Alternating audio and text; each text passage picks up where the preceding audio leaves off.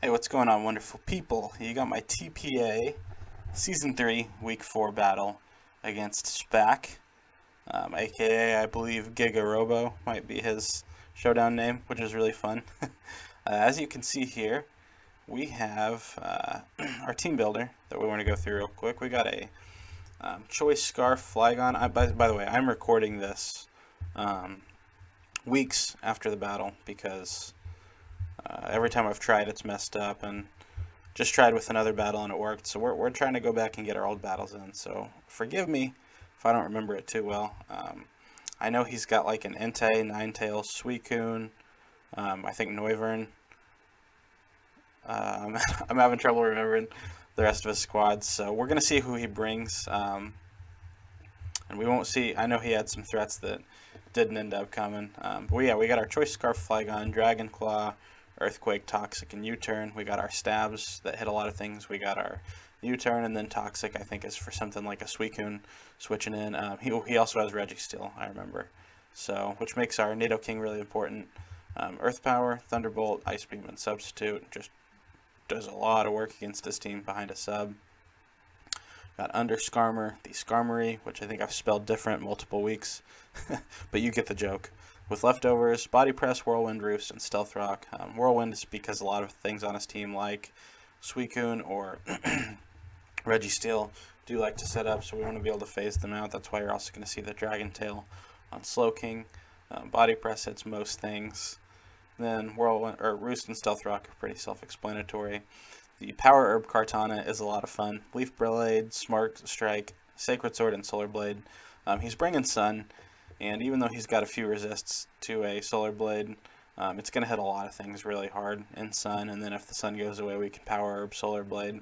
And this is mostly just to catch him off guard because a fully defensive HP and defense Suicune actually probably won't die to a Leaf Blade, but it would die to a Solar Blade, so hopefully that'll catch him off guard. You see enough speed to outspeed, I think, all of his threats other than Noivern. Got to be careful with the rest in attack. Assault Vest Slowking helps out with all of his special threats. Lots of defense and decent amount of special defense. That's really all you need to take hits well with Assault Vest on this thing, and lots of HP. Scald, Future Sight, Grass Knot, and Dragon Tail. Wanted to run Zap Cannon to also paralyze Suicune, but 50% accuracy, Grass Knot's the better play. As you can see, this hits his fire types nicely, can phase them out. Then lastly, we got Grimmsnarl, Spirit Break, Sucker Punch, Drain Punch, and Bulk Up. Can win late game. Don't really remember too well what the EV spreads are for, other than I just know after a Bulk Up we start hitting things pretty hard. So let's readjust our screen here real quick. And we're just going to hope that this works, that we can see the battle okay. I'm going to do my best to give commentary, trying to remember. Like, even remembering the leads is hard. He leads Entei, okay, and we lead Flygon. So I think we're just going to probably want to get on out of there. I think we probably just U-turn. Yeah, okay, so we U-turn, get some good chip. From there I should have started Calkin, but I just kind of went right into Origami. I know he's going to want to get out of there. So I double. What's he going to go? Registeel? He goes Noivern. Okay, which makes sense. He's faster. He's got Flamethrower. So now he goes Xurkitree, which is really scary. That's the other threat I couldn't remember. Is this thing Scarfed or Specs? Is all I'm wondering. So we got our switch in, and that Energy Ball does a ton more. I remember now I'd calced Nidoking as an Assault Vest, which was what I was initially bringing. Ended up making Slowking Assault Vest and bringing Nidoking with this. So we had to just bet that we were faster than Suicune here because we weren't earning a ton of speed. And Thunderbolt is doing a good amount of damage. So at this point, I'm guessing we play for a switch. Yeah, we Earth Power. I think there's a good chance he'll switch. Though, yeah, really, I mean, the only thing on his team that switches into a Thunderbolt super well is a Haxorus, so we obviously have to double here because he's going to have Flamethrower and he's going to be way faster. Even if he didn't have Flamethrower and he had just had like Hurricane, that's going to hurt and probably KO. So here we throw off another Future Sight with King Me. Do we start Scalding now too? We Dragon Tail, okay. Thinking that he might start Iron Defensing or whatever he's going to want to do. So he gets an unfortunate roll, getting Entei knocked out, or brought out here in front of a Scald. He's going to take that Future Sight, and it's going to do nothing because Registeel is crazy thick. So we go into Skarmory. He gets off his Iron Defense, and now we can always Whirlwind him out, which was, this was a huge answer to both Registeel and Haxorus. So we keep phasing him. The problem is we don't have hazards up yet. And I think now is when we can safely get the hazards up. If we get some rocks up here. Yeah. So up until this point we've been Dragon Tailing and Whirlwinding. And I know it's been annoying for him. But he hasn't been taking damage. We see the Overheat tech, kind of cool, which means there's a good chance this is a mixed set. And we do see a Stone Edge here, which is pretty cool. Once again, we Dragon Tail here. I think I'm not sure if I'm not sure what the play was there. I think I probably thought he'd switch. So this is my easy switch every time. He pulls Outreach pretty early, and man, that actually feels like it does a lot, just because I expected Skarmory to take it even better. But since I have Roost, it's not a big deal. So he did kind of pull this too early, probably. But, he was kind of trying to get back into things. The Life Orb damage is hurting him, though, because he's already down halfway before I've even attacked. Now I can Body Press. I'm guessing he probably switches here. Goes Noivern. I can Roost and get back to full, which means I can take any hit from this because of Sturdy. But Slowking is just a nice dedicated switch every time. Even if he drops a Draco or a Hurricane, we're going to take it okay and be able to get some health back with Regen. So, we keep Dragon Tailing. I know this is always... I really am glad that moves like this are decreased priority, because it's annoying getting shuffled around like this, but at least you can get a hit off ahead of time. Though on Slowking it's kind of tough because it can keep getting health back. So he Stone Edges. Here I think we Dragon Claw, because I don't think Registeel's coming in. So we're going to see him bring in Noivern, and we see he's Heavy Duty Boots, so we know we're going to be faster because of Choice Scarf. He obviously didn't know we were Scarfed yet. Now he does know, and now he can go into Registeel, which is always scary, so I think I just hard into Nidoking, thinking he'll probably Iron Defense, yeah. So an Earth Power should do a lot here. But since Registeel is insane, it lives. I'm impressed anyway. Like, that's a Life Orb super effective Sheer Force boosted Earth Power that it just lived. But yeah, at this point we can Sacred Sword to victory because it ignores defense boost. I was actually a little worried for a second, like, oh man, this could be kind of scary, especially if he rests. But then I remember, yeah. Sacred Sword is going to hit through anything. I want to show off my cool Solar Blade tech, so I go ahead and just hit with that. Anything probably would have killed other than Smart Strike, but hey, you got to roll with it. And from here, I think Smart Strike just is going to pick up the victory. Oh yeah, because he's very worn down, so Origami is going to pick up a kill. As it likes to do, Origami is going to sweep at the end. So GG's to SPAC. Really good team. I unfortunately can't remember our records at this time. This is week 4. I think we may have both have only lost like one at this point. I know this match I was coming off a really tough loss to Zach, so this is a nice win to help pick up some momentum.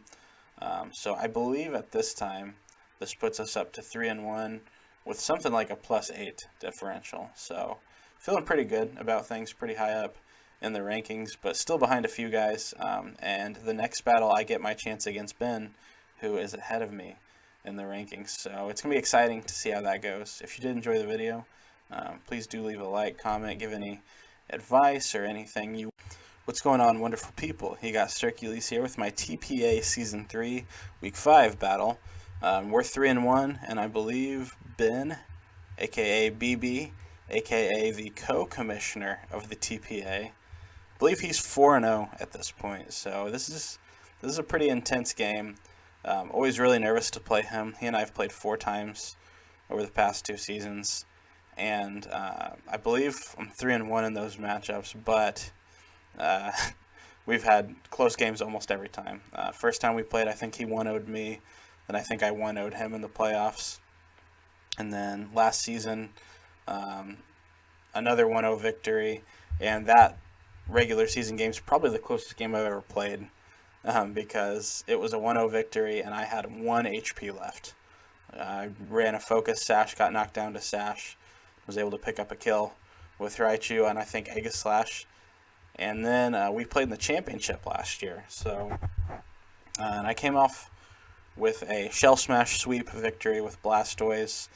But that was, in my opinion, I'll post that someday. My only way to win was if I got a Shell Smash Blastoise off at pretty much full health. Other than that, I think he beat me in every other scenario. So, basically all that to say, he and I always have really close games. I respect him a lot as a battler, and I gotta say, I wasn't feeling crazy confident going into this match. His team is just so good. I was really hoping he didn't bring Licky. I actually really wish I would have signed Licky a while back when I was considering it. It was one of the moves I was considering making, because I think Licky is great value. And it's just super not fun to go against. But then he just has a lot of offensive threats that can also be defensive threats that can be offensive. Salazzle is a great Specs or Nasty Plot user, really fast, but also just with sub-toxic and Protect. It's crazy hard to face. Mandibuzz, one of the best defensive mons in the game.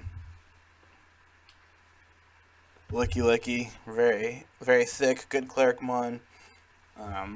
Tapu Koko, awesome offensive mon on either side, but can also be a really good support mon. Garchomp, super huge offensive threat.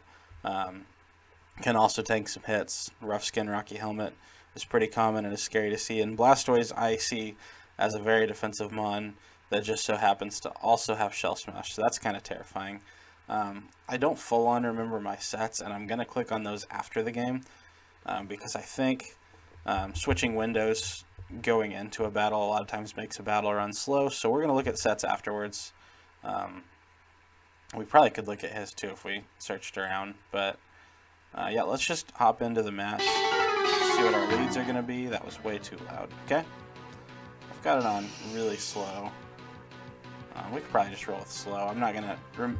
This was probably a week or so ago, so I lead off with a Sludge Wave, just knowing that at least hits everything neutrally. And we could see pretty early that Licky is his Nidoking switch-in, and it takes hits well. Gets health back with leftovers, likely got Wish, so we're going to go ahead and go into Skarmory. Not 100% sure what my play was there, maybe scouting if he possibly had Earthquake or something. And here I'm scouting to see if he has a Fire move, because that could do a lot of work, because he does get Fire Punch and maybe Flamethrower. That could do a lot of work on Skarmory and Kartana. So we Scald, thinking that he's probably going to sub-toxic. I should have Scalded again to keep the pressure up, but I didn't want to be too predictable. So he got the 50-50 win here because I teleport out. Having taken no damage, that doesn't feel too great. So I kind of have to go here.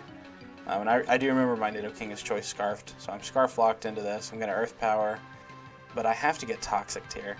I always forget. I know Corrosion, Toxic, Steel types. I forget also Toxic's Poison types, so that is huge. One of the biggest things I need on this team is to keep Nidoking and Kartana healthy. I remember Kartana's Focus Sash, so I want to keep it at full. So I got my Assault Vest, or Tom Frost in here. Missile Blizzard doesn't matter because his Blastoise is also Assault Vest. As we can see, this Volt Switch damage does almost nothing. So you go into Kartana. This was actually a misplay. I thought he'd moved already, and I was pivoting out. I forgot that I moved first, so I broke the Sash on Kartana for nothing, which is really rough. So I go ahead and hop into Slowking, and he is getting a ton of momentum with all his pivoting he's doing, and he's got me stuck in a cycle. Once again, Assault Vest, but I'm taking physical damage from the U-turn here, so he just keeps cycling, and he's making great plays. I'm definitely on the back foot here, and I feel like I'm being outplayed for sure. I finally get a pretty good momentum play here as he subs. I'm expecting that I Volt Switch. If he did just Flamethrower, I could take it because I'm Assault Vest. Now I'm pressuring him out. I should have doubled, but I believe I just raw attack. No, okay, I do double. So he goes Licky Licky. So now I can go ahead and Toxic this, as this is a huge threat. On his Wish, I throw off a Toxic. I probably should have doubled here. Do I teleport maybe? I should have just doubled instead of teleporting, because now I take a Toxic. And I forget that Licky Licky gets Heal Bell, so that Toxic's not even going to be a big deal for him. So I go Origami just to kind of scare him out. But I double because I still don't know if he has a fire move. So he goes Mandy. I think I'd take a knockoff here. Yeah, and I have Colder Berry. This was more for if Blastoise was a Shell Smash variant, then that would help out being able to take a Dark Pulse. So I know he's going to knock off again. Grimmsnarl is sub with Bulk Up, and I think probably Sucker Punch and Spirit Break. So I can sub on his U-turn and that doesn't break. But this was kind of early to be taking this much damage with a sub. I kind of wish I would have just attacked knowing he'd switch. So I do get off an attack, and we find out that Tapu Koko is actually pretty bulky, which is not good news for us because this thing runs through our team. So the fact that it's taking hits well is not great. So I double into Nidoking. He U-turns, so now he can bring in whatever he wants, which is Licky Licky. Licky Licky's a problem, man, and I'm getting worn down by Toxic. This is not good because this Scarf Nidoking is a great switch into Koko, and it also pressures his team a lot. If I can get Licky Licky out of the way, I'll start getting up spikes because he's able to pivot so freely right now. Him throwing off an Ice Beam makes me know he does not have fire coverage on this, though I'm sure he will on Garchomp. So he tosses off a Wish. I Whirlwind him. What do we get here? We get Blastoise. So Blastoise is what? It's getting back to full now because of the Wish. So where do I go? Okay, I mess up here. I mess up hugely. I misclicked to Kartana. I wanted to just keep clicking spikes because Blastoise was not going to do much with Scald, and I could keep roosting and clicking spikes. Instead, I send probably my most important member in to get burned by a Scald Burn. I did not mean to click that. I was very frustrated. And at this point, I'm just kind of playing on tilt because I have just a good feeling I'm going to lose no matter what. So I'm just kind of clicking buttons at this point, which is not the way to play. You got to keep playing until the end. But at this point, his team is just so well built. He's made good plays, and I think his matchup is just really good to the point where without Origami, I do not see how I beat Licky Licky and still have Mons left to beat the rest of his team. So at this point, I hate to be a Debbie Downer, but I just pretty much knew this game was over. And at this point, I really just needed to do what I could to preserve some differential because, you know, taking a loss is not fun, but if you can at least get decent differential, you're looking okay for the season. Kind of the same thing I thought against Zach. I had a chance of winning, but I knew there was a very good chance I lost, so I wanted to preserve differential.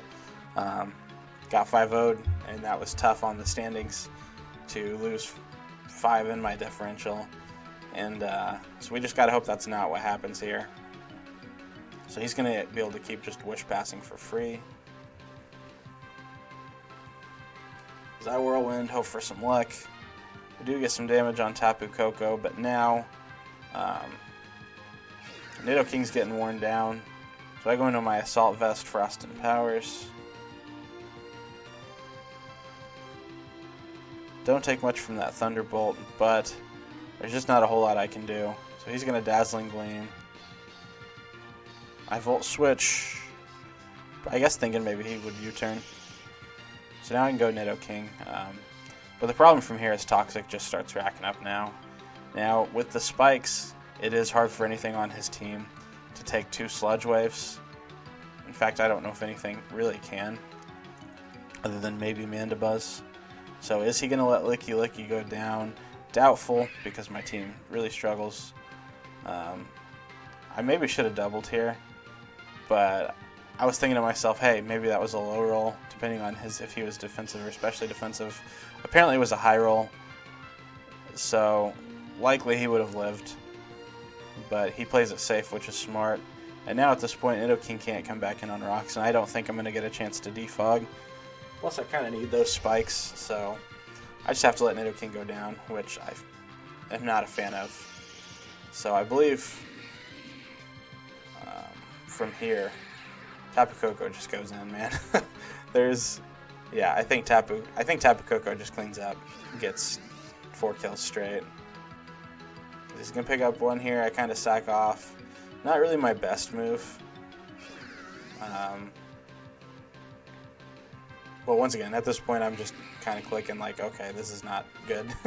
So I know I can live one of these because Slowking is a thick boy. We got off a Scald that does not do much.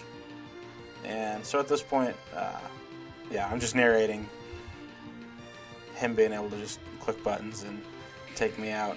His sets were really good. His plays were really good. So nothing can be taken away from his win. It was his win. He played good. He deserved the big 5-0 victory.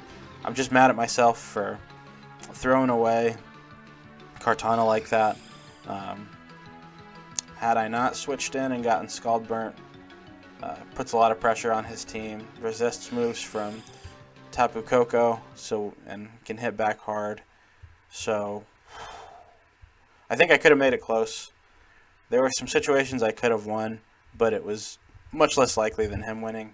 But I was mad because I at least wanted to make it close for some good differential. But same thing against Zach. I had a chance to make it a close game, and ended up getting 5-0'd. So I've had a lot of 5-0s this season. I think by the time all my videos are out, I think I've won 2 5-0s and lost 2 5-0s. So just all over the place. At this point, I believe I'm 3-2 with a +3 differential, which means that I am tied with a whole lot of people right now in the rankings. Like, there's a lot of people at 3-2 and 2-3 right now. After Zach and Ben, who are both undefeated, who are both just looking crazy scary this year, by the way. Just insane. So real quick, can show my sets. So go ahead and change this so we can see everything. There we go. So that's the sets. Choice Scarf, Nidoking. Would have done a lot of work had I not let it get poisoned, but that was really good on him for getting that sub up. Focus Sash, Origami, that was, in a lot of ways, was my win con.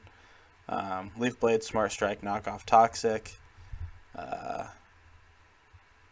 Skarmory, Whirlwind, Spikes, Roosty, Fog. Kind of weird running a set on a Mon with no attacks, but Skarmory is one of the few Mons that can do that and still be extremely useful. As we saw, we had the Slowking with the Colbur Berry, very defensive with Regen and Teleport. It's hard not to run that every week. And then, so I remembered my Grimson Lightning set right. I had Babiri Berry because he has Jirachi, who's a huge threat, so that would help me take an Iron Head. With Prankster, I would have been able to sub before he could do that. Bulk up, etc., etc. Sucker Punch before he could hit. So I didn't have to worry so much about being flinched. Just needed to be able to live a hit from Iron Head. What's going on, wonderful people? You got Strickules here. Thank you for stopping by. You got the Week 6 battle, I believe, of the Tennessee Titanographs in the TPA Season 3. We're playing Coach Aragon, aka Nicholas, today. And as you can see, he has a very Trick Room heavy team. If I am remembering right, we are both sitting at 3-2. So I think we're both fighting for that 3rd spot in the league right now. So this is a big matchup.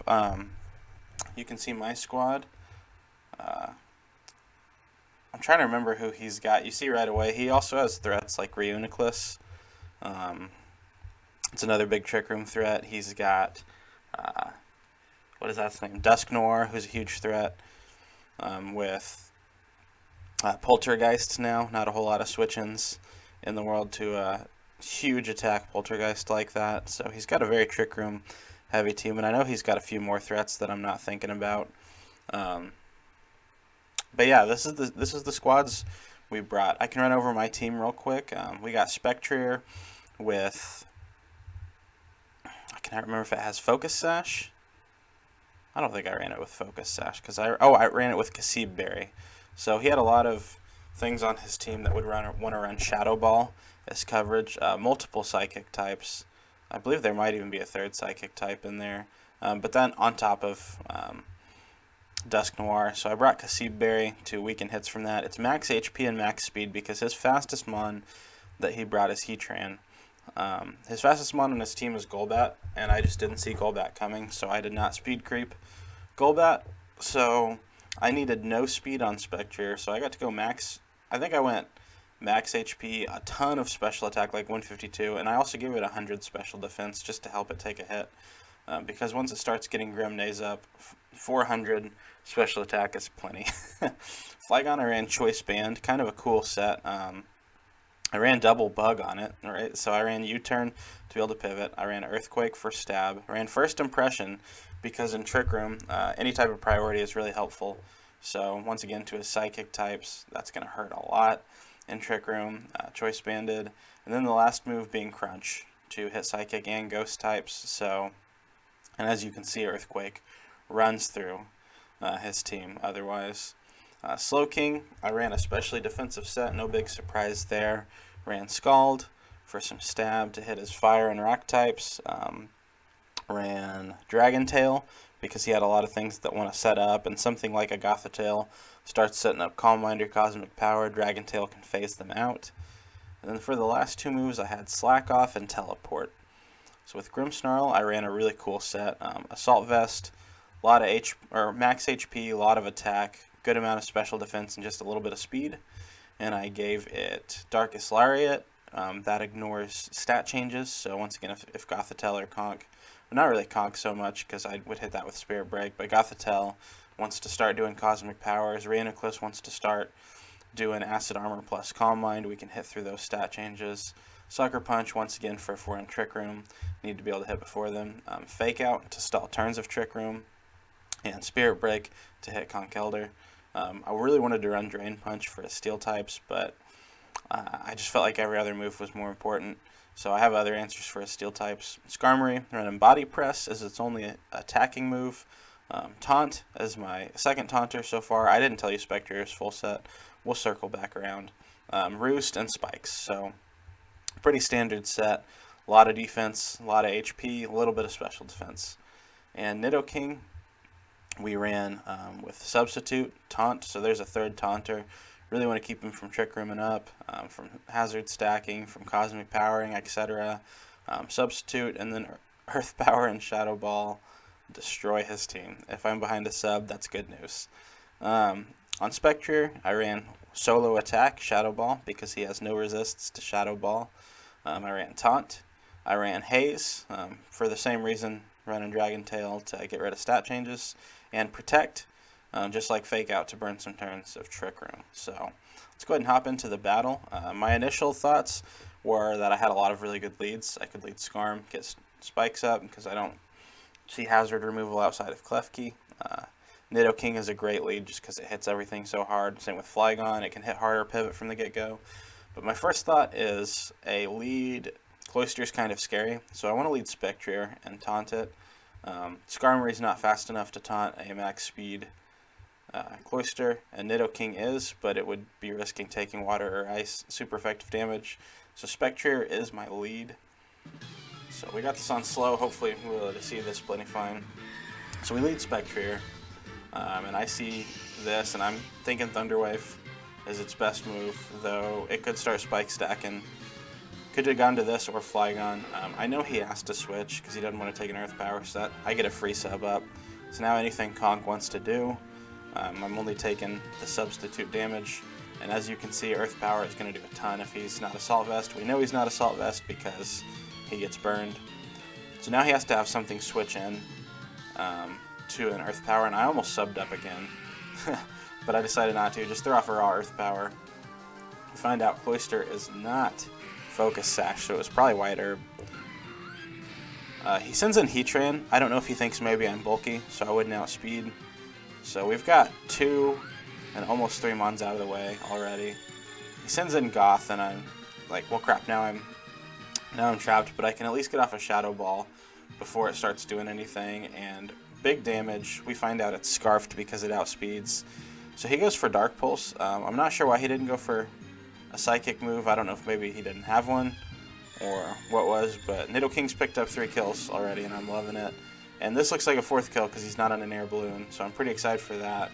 Find out he's Sash, so he is going to be able to KO me. That defense boost doesn't matter though, he's at 1 HP. No Wish Passer to get that back to him, so he goes down here. In theory I could click Shadow Ball the rest of the way, but Klefki is going to come in and it can Thunder Wave me.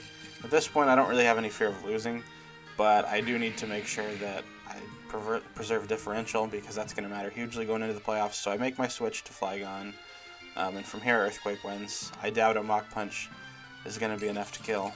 So I go ahead and stay in, even though I could probably go into Spectrier, but just go ahead and Earthquake, and he's either doesn't have a Mach Punch or he's going for a more powerful move. So that's game. Very quick game, and it kind of stinks, I know, being on the other side of a battle that kind of lopsided, but that's just kind of what happens sometimes. Aragon does not have a bad team by any means. It's just sometimes you look at a matchup and it is a little bit lopsided in terms of what a team is built of, what it can do to the other team. And it just so happens that Ground and Ghost run through his team, and I have 2 offensive ground types and an offensive ghost type, so that's just tough. You know, he's a really good battler. He was 3-2 headed into this, had some really good wins this season, and he really likes going with a scheme and building all the way around it. Right? This is the second time he's ran full-on Trick Room and done well with it. One year he had a full-on Baton Pass centered team, so he likes doing that. I think that's cool, seeing what scheme he's going to go with, and this is a really hard team to prep for, but luckily we kind of just got the breaks and predictions we needed to make this a fast one. So GG's to Aragon, man. I'm excited to see what you do the rest of the season. 3-3, you're still hugely into the playoffs threat right now, so, and really nice for us to bounce back and get a big 5-0 win after our showing last week was not so great. Needed this for confidence, and we got a tough matchup coming up next week. So thank you for stopping by, guys. I'm not going to worry about trying to pull up stats here because my videos have been running kind of slow lately. We're just going to hop on out of here with a very quick analysis of the video. Hope you enjoyed. Please leave a like if you do. I'm going to go ahead and hop on out of here. Peace.